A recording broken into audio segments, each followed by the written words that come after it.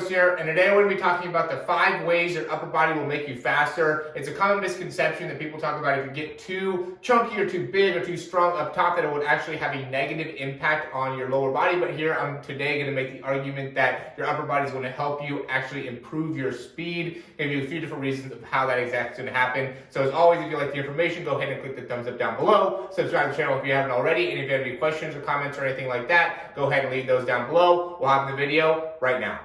Okay, so the first thing I want to show is there are actual data to show that the 40-yard dash, there's a couple guys that had a lot of success within the 40-yard dash and also had a lot of success within the 225 bench press. I'm going to put a focus on the 40-yard dash with this just because there's not a lot of information about 100-meter sprinters and what their upper body strength is, but there is within the 40-yard dash as there's a test within the NFL Combine to help you out there. So just to show you guys a couple examples of some guys that are very, very strong with their upper body and also had great 40 times. The next thing is going to be the actual fascial lines that we can find within like the anatomy trains. This is something that is a very common knowledge within like the physical therapy, chiropractic type of world. A lot of strength and conditioning coaches know this as well, but there's an actual musculature that is connected, and the big one is the posterior fascial line, and it's actually called the functional line, and it shows that the lats actually connect into the hamstring and the glute. So essentially, if I'm actually activating my right lat, it also activates my left glute and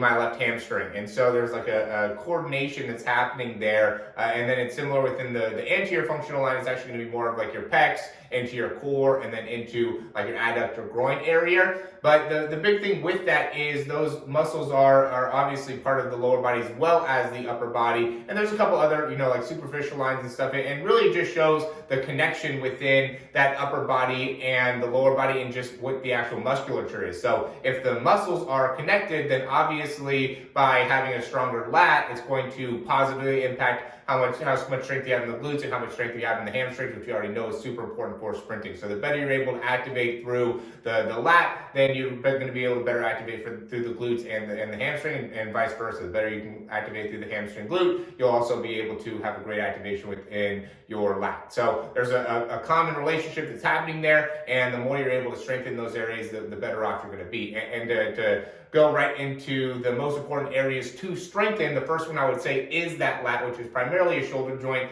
just because not only does it help in extension, right, it's a primary extension muscle, but it also helps in kind of mitigating your elbows getting away from your body. It's called adduction, shoulder abduction. So what your lats will do is actually adduction and keep your elbows in, and so being able to do that, keep those elbows closer to you, will, I think, help with your posture. Will also make it so your arms don't swing too far away. Will make it so those elbows don't get away from your body, and then also really help out with extension. And when you're running, the big thing that ends up helping you with that turnover, at least for me in my own personal experience, is once you get to a certain speed, if you could really start to pump the arms to get a little bit more speed out of the arm, it'll help you actually get 4 miles per hour faster. So if I'm at like a 19.1, I can pump my arms and maybe get into like the 20s. And so something like that will definitely have a positive impact. And I've even worked out just upper body, and by working extension, doing biceps, shoulders, things like that, been able to go and hop on the treadmill and see actual improvements right away just by getting my upper body stronger. So I definitely know that there's a correlation to strengthening the upper body to actually getting yourself to run faster.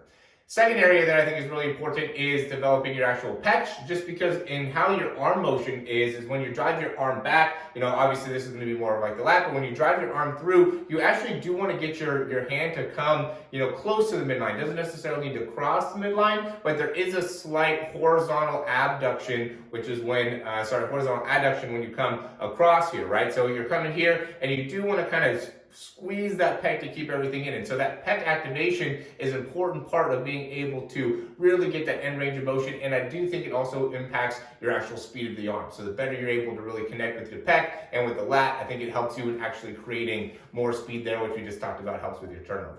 The third part is going to be the biceps. The reason I like the biceps is because when we get back into this position again, the primary muscle that's going to help you come forward is going to be, it can be also your anterior delt, but it really ends up being that bicep tendon, right? That tendon that really connects, right, the front part of the shoulder. And so by having a stronger bicep, it also makes it so you're going to have a stronger bicep tendon and really will help you in being able to drive through, which you'll get right back into the, as you're going back, and the antagonist of the bicep is the tricep. And there's a lot of guys that will go and actually extend. I'm one of them that gets a good amount of extension within the elbow as you're going back, which obviously is tricep. So now you're going to end up having a relationship where, the stronger your tricep is, the stronger your bicep wants to be, is that's a synergistic relationship. So if you're going to be utilizing your tricep, which a lot of people do because they're going through that extension of the elbow, you also want to be utilizing your bicep, or it's going to be natural to be utilizing your bicep. There's going to be a contraction of the bicep in order to make it so you can better contract your tricep on the way down.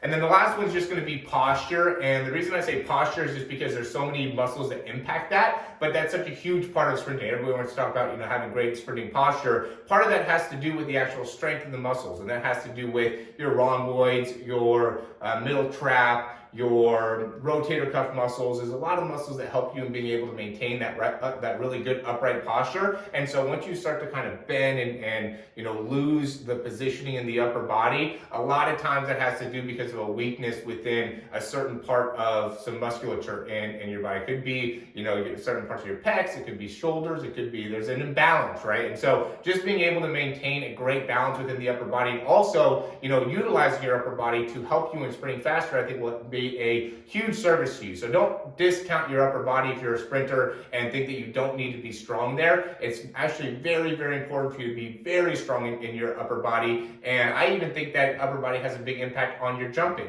being able to, get to certain ranges of motion, have certain strength within, the calves and the ankles and the glutes and the hamstrings. It's all critical. I'm not trying to display that or downplay that, but I do think that you have to have a huge amount of upper body strength as well as lower body strength in order to reach your full potential as an athlete. So hopefully this helps, guys. If it does, go ahead and click the thumbs up down below. That helps us out a ton. And if you have any friends or anything like that that you think can help out from a video like this, go ahead and share that, send it over to them. That helps us out a lot. And as always, if you have any questions, you can always reach out to us. We'd love to be able to help you out. If you want to check out some of our speed program stuff or speed breakdown stuff, we have a lot of great content for you guys to help you in being able to improve your overall performance. We also have a 7-day free trial that you can click down below to access. So as always, guys, thanks for watching. We'll talk to you soon.